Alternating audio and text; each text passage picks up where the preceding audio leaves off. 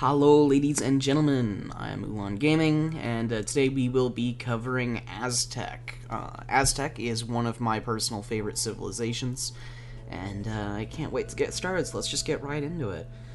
First, their flag. This is the second of the flags where I just looked at it and thought, nope, I'm not making that, and so I just got it off the wiki.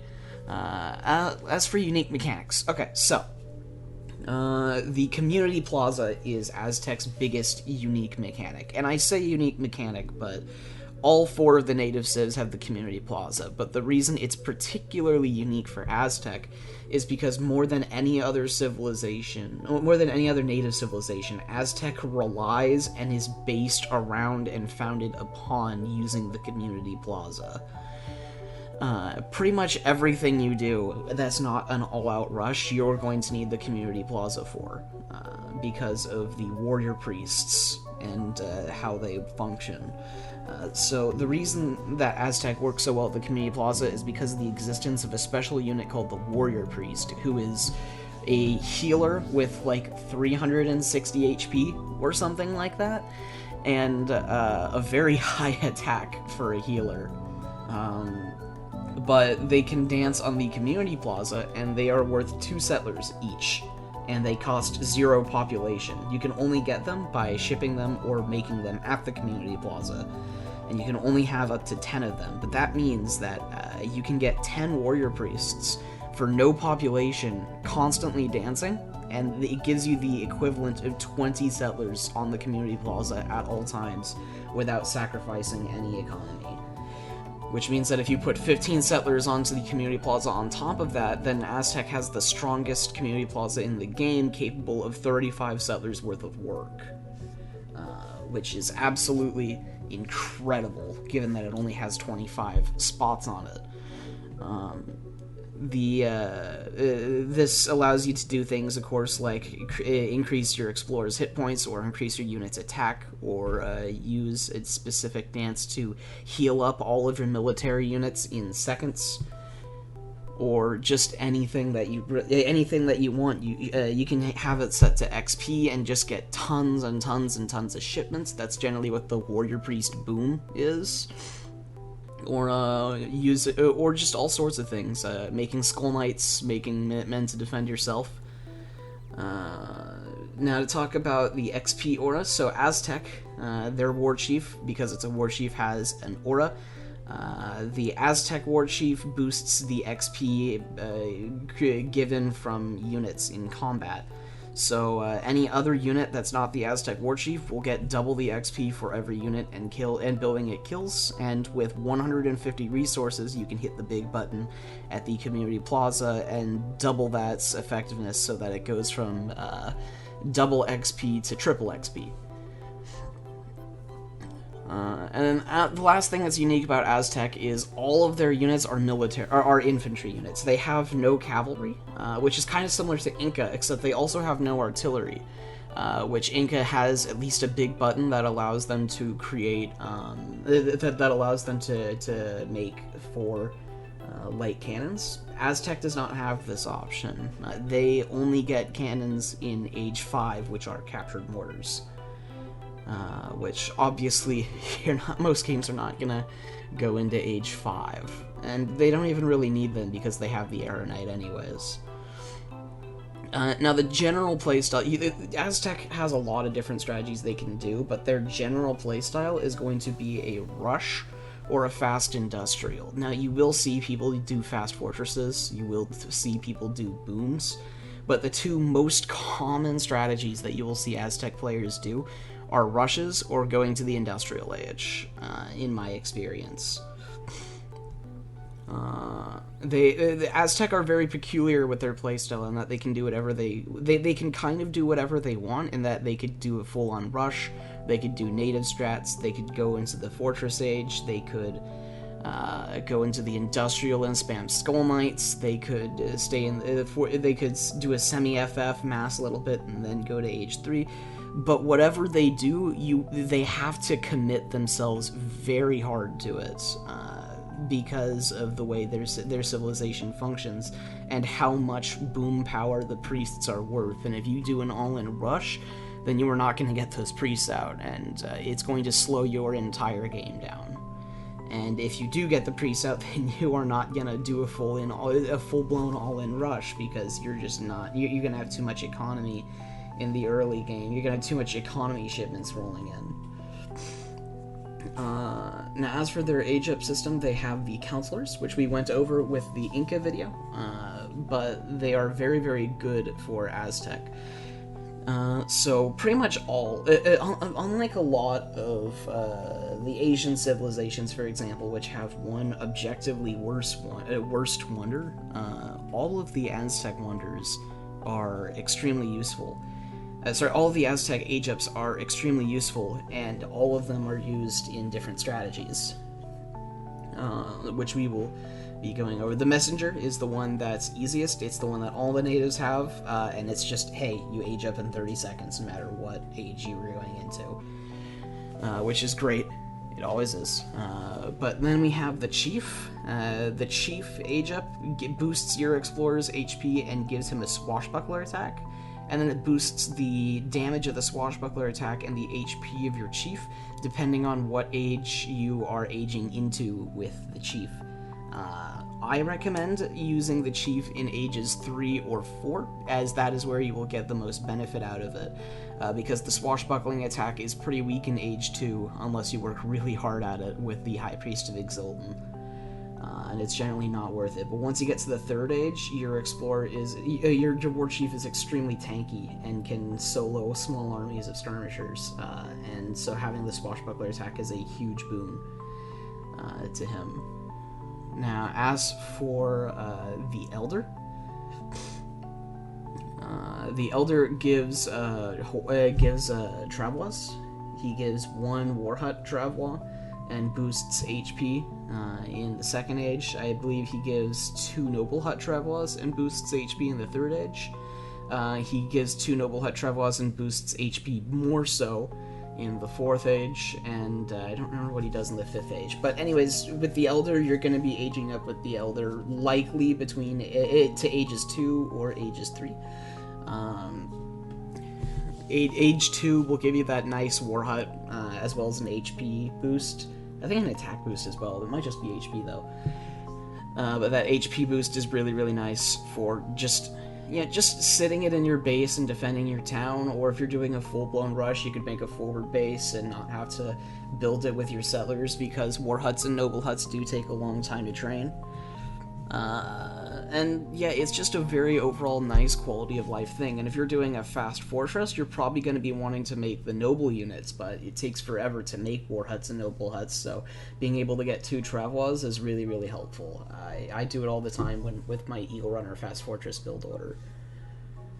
Now let's get into their, so I think they have some other things. They have one, the one that I use probably the least of all of their age-ups, is the Wise Woman, I think it's called, where you get farm Travois and boost to your farm gather rates depending on what age you go into. This is the one I probably use the least.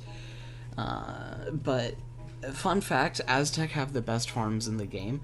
They have, I think, 3 cards that boost both the gather rate for farms and estates by 10, 15, and 20%, in addition to all of the usual economy cards that you would find for farms in the late game. So Aztec farms are not even a bad investment. Like, they gather so fast. They gather at such a ridiculous rate that you're going to need probably twice as many estates as farms, and you'll still outgather coin over food. It's absolutely crazy.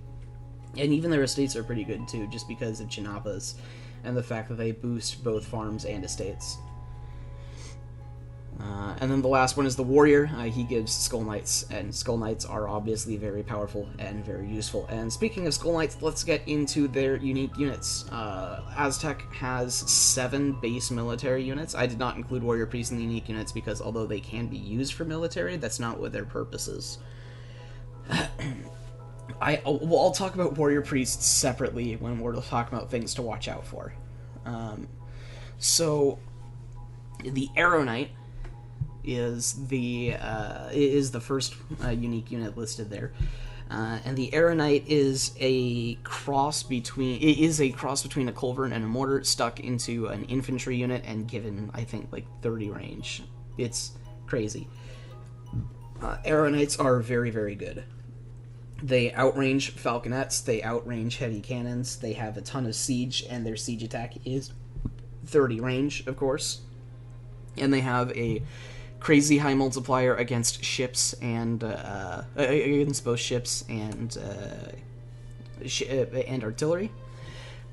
So basically, if you have Aeronites, and they don't perform the greatest damage, they still can perform a decent amount of damage to normal units if you get their upgrade cards in. So while they won't be your primary fighting force, they can still perform a steady amount of DPS in an actual fight, unlike a culverin or a mortar, which the mortar cannot fight at all, and the culverin does pitiful damage at best. But Aeronites are so good.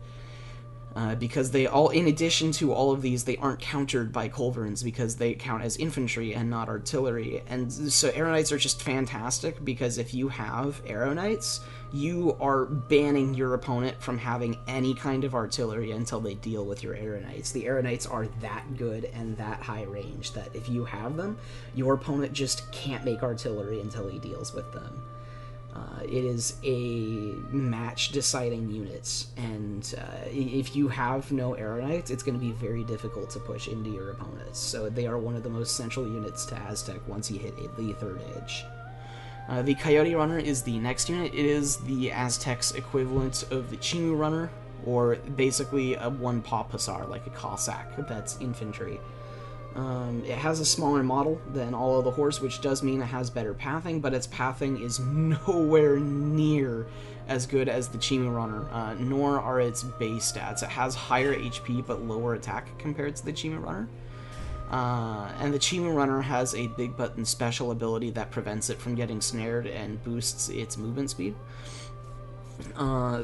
Now, Chimu Runners and Coyote Runners can both get stealth capabilities after sending a specific card. However, I don't think that in most situations that card is worth it for either civilization. Coyote Runners can be very good. They have a lot of upgrade potential, but it takes a lot of work to get your Chimu Runners to be at that level. And they are kind of expensive as well. They cost 80 food and 35 wood, if I'm not mistaken. And you can change this into 80 food and 35 coin by sending the Aztec mining card in Age 3. But that's still a little bit more... and that makes it just more expensive than a musketeer, essentially. Which means you can mass quite a bit of them if you have the right economy for it. But the Coyote Runners are units that are very good in the second age and then fall off really, really hard unless you put the upgrade cards necessary into them, which throughout your several upgrade cards will increase their movement speed and HP in one card and their attack and armor in another card. And then there's also one other card that gives all your War Hut units multipliers against settlers. Don't bother with this card. It's not a good card. Next, we will talk about the Jaguar Prowler Knight, since that's next up on the unique units. The Jaguar Prowler is easily the most unique of all of the unique Aztec units. This unit is weird and funky. So it is a heavy infantry melee unit, which means you think it would counter cavalry, and it does. It has a 2x multiplier with 16 attack, but that is much lower than you might expect for a heavy infantry, since they normally have either low attack and super high multipliers, or high attack and higher multiplier than 2x. But the thing about the Jaguar Prowler Knight is it has a couple special things about it. One, it's really tanky. It's got like 225 HP. I think. It's 225 or 205, but it's got a lot of HP. It's pretty tanky for base stats, especially in the third age. It means it'll shadow tech pretty well, and it can get a total of, I think, 45% attack and hit points through all of the upgrade cards available for it, which is just crazy. They're super upgradable. They can go into stealth as well. But the real treat of the Jaguar Prowler Knight is that it has a multiplier against heavy infantry, which means, and the multiplier is 3 times higher than its cavalry. So that means that while it can be used to counter cavalry if cavalry charges it, the real use for the Jaguar Prowler Knight is to counter every other heavy infantry in the game. It's like a super skirmisher, but only in melee. It's really funky. It's really weird. It's a really odd unit, but they can be very good if push comes to shove. I definitely think it's a better counter to musketeers than Otontan slingers are. But they are going to struggle, of course, against any kind of skirmisher unit, since skirmishers maintain their heavy infantry multiplier in melee. So the Jaguar Prowler Knight is a fantastic use. Is a fantastic unit to use, especially against like British players who are probably going to go Hussar, Musketeer, Cannon. Jaguar Prowler Knights will eat that army composition up. But they are a little difficult, I would say, to get started and mass and use properly. They are super upgradable, don't get me wrong. But it is a little challenging to mass them. Now to talk about the Puma Spearmen, I went over them in my heavy infantry video, and y'all know what I think. They're just they're one of the best base pikeman units in the game. They have slightly higher HP, way higher attack. They have 50% more attack than a normal pikeman, and then yet in addition to that, they still maintain the 5 times multiplier, so they do 60 damage to cavalry in the second age. And they have several. Their upgrade cards include a movement speed buff, and they're just nuts. They have the highest siege of all pikemen as well at 41. Puma Spearmen are like just pikemen on crack. There's no need to go too much into them. Now let's talk about my favorite Aztec unit in the game, the Skull Knight. Skull Knights are samurai / doppelsoldners. They're big beefy boys that slaughter everything in their path with a high melee attack and splash. But Skull Knights have a couple things going for them. One is that they have like the shadow tech, and they have like the stats of the Inca Maceman, but only cost 2 population. And obviously you don't train them with resources. You get them through shipments, or you train them through the community plaza, which means you can just set your warrior priests to it. So the Skull Knights are absolutely fantastic, and they also have a charged action that allows them to swing really hard. So in terms of like combat potential, I think in terms of combat potential, I'm pretty sure the Skull Knight is dwarfed only on a unit-to-unit basis by the Hatamoto Samurai, which is pretty crazy. But they have a super high attack. They do suffer from slow movement speed, but this can be solved through their upgrade card in the 4th age that increases their movement speed to 4.5 and also increases their splash to 3. So once you get this card, literally if your Skull Knights touch anything, it will die. They will, in the Industrial Age, at base without any upgrade cards, have 108 siege. So they can 2-throw town centers if you have enough of them. This unit is the justification behind the Aztec Fast Industrial. It straight up is. This unit is a monster, and although it is countered by skirms and cannons, if it makes contact with said skirms and cannons, those skirms and cannons are gonna die. No questions asked. Now, the making contact is tricky because it is slow at 4.5 after all upgrades, which is where your Explorer comes in. You need to have Smoking Mirror on your Explorer. You need to have your Explorer snaring your opponent so that your Skull Knights can close in. They are very tanky. They're not going to get kited too hard before they make contact. If you mass a decent amount of Skull Knights, it's a GG button, essentially. Now, Eagle Runner Knights. Eagle Runner Knights are the next up. They are the last of the red square units, the Eagle Runner, the Arrow, and the Skull. My favorite unit composition with Aztec is Eagle Runner Arrow Knight. I love this unit comp. I think it's very fun, I think it's very good. But the Eagle Runner Knight is a Dragoon equivalent. So they are a fast-moving infantry unit. that counters cavalry from range. But the Eagle Runner is a 1 population unit with the damage output of a Dragoon, which is 2 population. They have very high HP for a 1 pop unit. They have 180 base HP, which is the equivalent HP of a veteran musketeer. But because those are base HP, that means those stats are going to be what are scaled up when they get their upgrade cards in, of which they can get a lot of upgrades.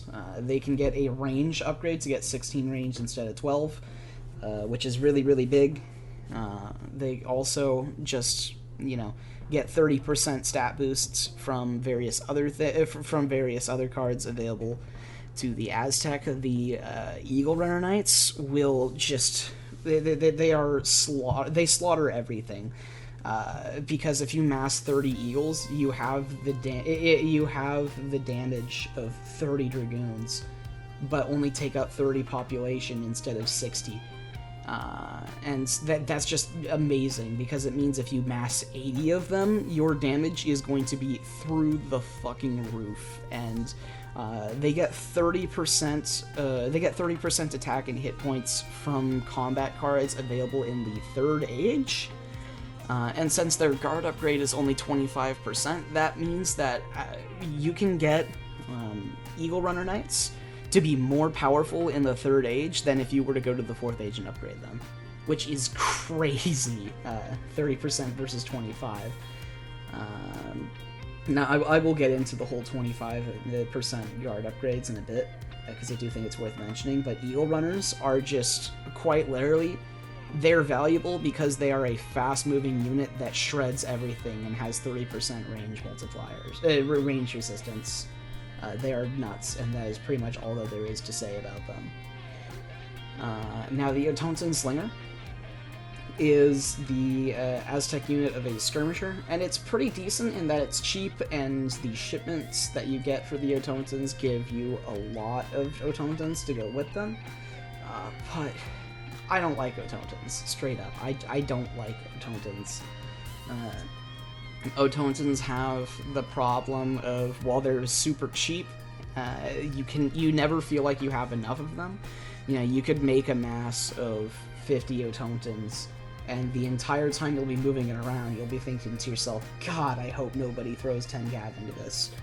Because those 10 cav will just shred your Otontons, and you might kill maybe 1 or 2 of them before you die, because Otontons have very little HP, and they have decent-ish attack in DPS, and Otontons just struggle a lot. They have pretty good upgrade cards. You can get them all the way to, I think, 12 attack at 1.5 speed with 120 HP in the 3rd Age with all of their upgrade cards, which is pretty decent, but then they fall off really hard once you hit the Industrial Age. And they also have the worst upgrade card in the entire game. This card is fucking mean with Aztec, I swear to God. So, the Aztec have a card called Otonton Combat, which you'd think, okay, well, it's kind of like Janissary Combat or Strelic Combat. It's a card that only affects 1 unit, probably available in the 3rd Age, that boosts them more so than the usual card, because the usual combat card is like 15%. So this is probably, what, 20? I'm like, no, Otonton Combat. You are correct in that the buff only affects Otonton, right? But it is not available in the Fortress Age. It's available in the Industrial Age. And what is this magical super high buff, you ask? It's 10%. 10% buff. For reference, they have 80 HP and 8 attack, which I've sent this card just to test it before. It gives 8 HP exactly as advertised, and the attack boost it gets is in the decimals and so small that it doesn't even increase the attack by a full number on the UI. It doesn't increase it from 8 to 9. It rounds down. It's so funny. The card is useless. It does nothing for Otontons, and if you have this card in your deck, stop and take it out right now. I don't care if you're at work, drive home, pull up the game, take it out of your deck. It's bad. It is the worst combat card in the entire game, and I don't know why it exists. It needs to be 20% if automatons are to have any use in the late game. Automatons do have their usefulness in the first stage, just as meat shields, as long as you can protect them with anti-cavalry. But the problem with automatons is that no matter how many you have, you never feel like it's enough. And they just don't feel good to use because of that.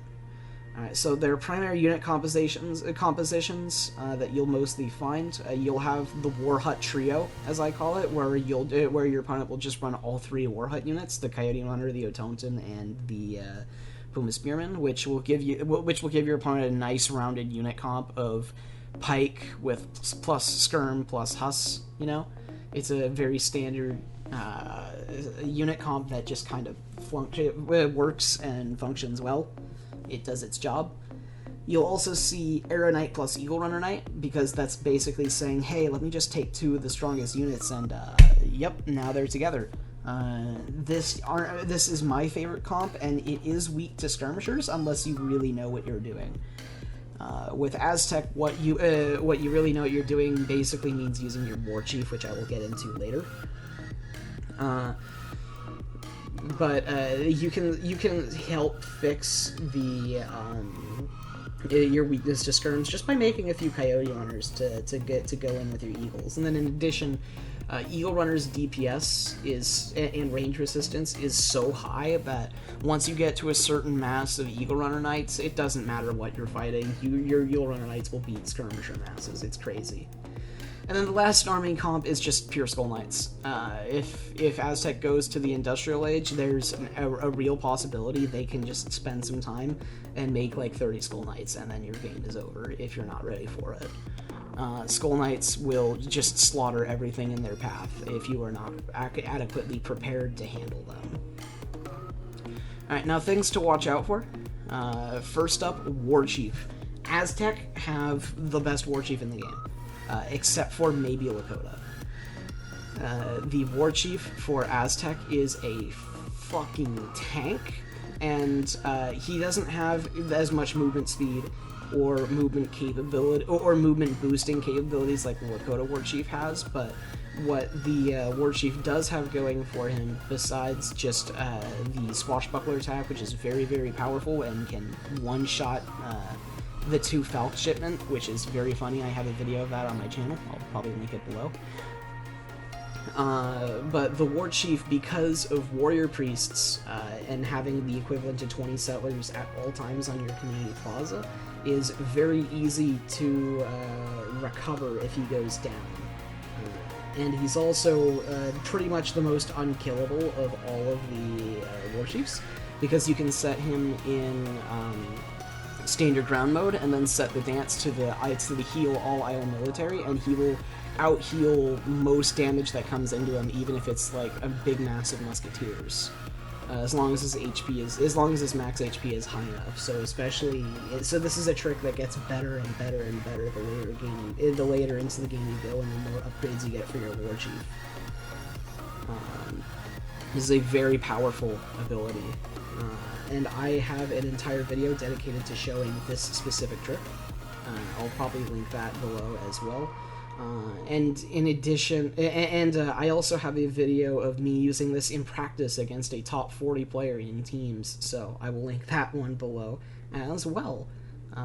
So the War Chief is absolutely Aztec's best unit, above anything else, and it is important that you utilize him to the maximum extent that he can go. Now, the Warrior Priests are something you need to watch out for. So, I mentioned before that Aztec need to go all in on whatever strategy they're doing. If they are going with a boom, they're not going to be all in rushing you. They might have some units attacking you, but it's not going to be an all in rush. It might be an all in age 2 combat, but it's not going to be an all in rush. And basically, this means that whatever Aztec is doing, it's very easy to scout out. You can go into their base, and if you see 5 Warrior Priests on a dance, you know they're booming. And so you need to watch out for the warrior priest boom, and you need to take care of those warrior priests before if you raid their base, because the warrior priests are the key to Aztec. And the reason they're so tough is because if Aztec lose them, they're very, very difficult to get back. They're easy to start. They're easy to get once you put your mind to it, but it takes a lot of investment to make warrior priests. Which in turn makes them something you need to watch out for, because if you are if you are in your opponent's base, the warrior priests are not helpless. So they have like 360 HP or something ridiculous like that. They might just have 300. But they shadow tech super hard, and starting in the second age, they have 15 hand attack at 1.5 speed, which is almost that of a coyote runner. And then in the third age, they have 30, and in the fourth age, they have 45. And they can hop into the town center as well. Not to mention, while they're on the plaza, they can make the Minutemen. So something I've done is I'll make sure my Explorer is revived, and then make 6 Minutemen, and then pop all my warrior priests into the town center. And then while everybody is firing, the opponent moves in closer to the town center to help take care of the Minutemen and Explorer that are ushering them in, and then I pop all the warrior priests on their skirmisher mass, and all the skirmishers die in seconds, and then the warrior priests heal themselves back up and then go right back to dancing. Warrior priests are an incredible asset to defending your civilization, and just because their primary use is to dance does not mean that you should just have them dance. They can do all sorts of things throughout the whole game. And then the last thing is a possible fast industrial. If you go 10 minutes without getting attacked by an Aztec player, your Aztec player that you're fighting is doing a fast industrial, and he's planning on spamming Skull Knights, and you need to go into his base and stop that as fast as you can, or you will lose. Straight up, point blank, period. If the Aztec player is allowed to get away with his Skull Knight fast industrial without having without getting his economy crippled, then you're in trouble. And that will be it for today. Thank you very much for watching.